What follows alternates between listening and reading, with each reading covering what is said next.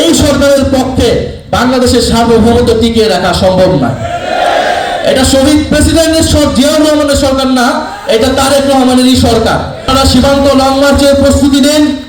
আমরা আমাদের পানির ন্যায্য হিস্সা, সীমান্ত সুরক্ষা এবং সার্বভৌমত্বের জন্য আমরা সীমান্ত লং মার্চ করব।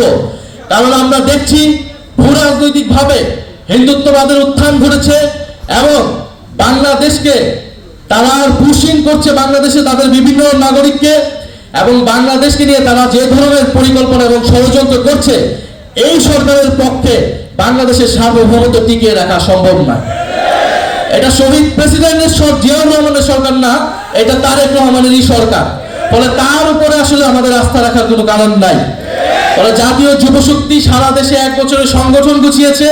আমরা এখন মনে করি আগামী যে সময়টা, সেই সময়টা রাজনীতির সময়। এবং আরেকটা বিষয় বলে আমি শেষ করব, এই যে বিভিন্ন জায়গায় ফ্যাসিস্ট আওয়ামী লীগ তারা মাথা তাড়া দিয়ে হচ্ছে কোন সাহসে, কে তাদেরকে প্রশ্রয় দিচ্ছে? ব্রাহ্মণবাড়িয়ায় মিছিল করেছে তারা, সেখানকার এসপি টিসপি কি করছে? আমরা কিন্তু এবার প্রশাসনকে কাঠগড়ায় দাঁড় করাবো, সরকারকে কাঠগড়ায় দাঁড় করাবো। আমাদের একজন জুলাই যোদ্ধা কারিনা কায়সার, তিনি মারা গিয়েছেন। আমরা তার আত্মার মাগফিরাত কামনা করছি।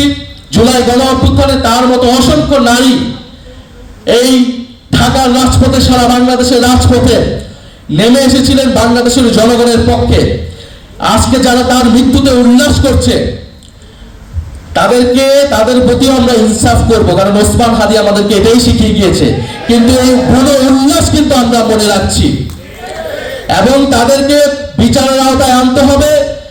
সারা দেশে এবং অনলাইনে এই যে আওয়ামী লীগ, ফ্যাসিস্ট আওয়ামী লীগ সংগঠিত হচ্ছে, এটা সরকারের জায়গা থেকে যদি গ্রিন সিগন্যাল না থাকে তাহলে এটা সম্ভব নয়। আমরা জানি না ভারতের সাথে এই সমঝোতা করে এই সরকার ক্ষমতায় এসেছে কিনা। যদি সেই ধরনের কোনো পরিকল্পনা থাকে আওয়ামী লীগকে ফিরিয়ে আনার, আওয়ামী লীগকে সুযোগ করে দেওয়ার, তাহলে এই সরকারের পরিণতি ভয়াবহ হবে। আমরা বলবো আপনারা ন্যায় বিচারের পথে যান, আইনের পথে যান। আপনারা বিচারের আওতায় আনুন এবং নিষিদ্ধ সংগঠন, এই যে বিভিন্ন মিডিয়া নিষিদ্ধ সংগঠন কৃষকের ধান কেটে দেয়, সেটা আপনারা প্রচার করছেন। কৃষকের ন্যায্য মূল্য যারা দেয় নাই, কৃষকের সারের যারা লুটপাট করছে, যাদের দলীয় কর্মীরা বাংলাদেশের ব্যাংকের টাকা যারা লোপাট করেছে, তাদের পক্ষে যাদের এখন দরদ উঠলে উঠছে, আর যে সকল মিডিয়া সেগুলো প্রচার করছে, বাংলাদেশের জনগণ কিন্তু সে সকল মিডিয়াকেও দেখছে। মিডিয়ায় পতিত আওয়ামী ফ্যাসিস্ট কারা অনুপ্রবেশ করছে, এটা কিন্তু আমরা খুব ভালোভাবেই নজর রাখছি। তো প্রিয় বন্ধুগণ, আমি আর কথা বাড়াবো না।